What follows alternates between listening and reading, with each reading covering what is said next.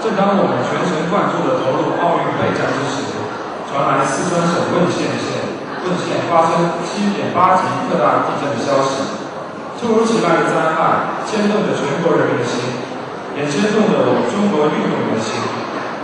我们为自己的同胞在地震中失去的生命而感到悲痛。想到那些等待救援的人们，我们焦急万分。一方有难，八方支援。当灾区人民需要的时候，每一个中华儿女都有义务向他们伸出援助之手，帮他们渡过难关。作为运动员，我们的成长凝聚着祖国和人民的关心和支持。当国家和人民有难的时候，我们将义不容辞地献出我们的爱心，回报祖国和人民的养育之恩。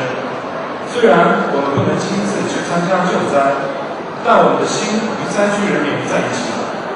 我们要用自己的一点绵薄之力，为救灾工作做出贡献。备战奥运会是全体中国运动员为灾区人民祝福、期盼救灾工作进展顺利，尽最大的可能减少损失。同时，我们也将加倍努力，刻苦训练，顽强拼搏，以在奥运赛场上的优异表现，激励灾区人民战胜灾害，重建家园。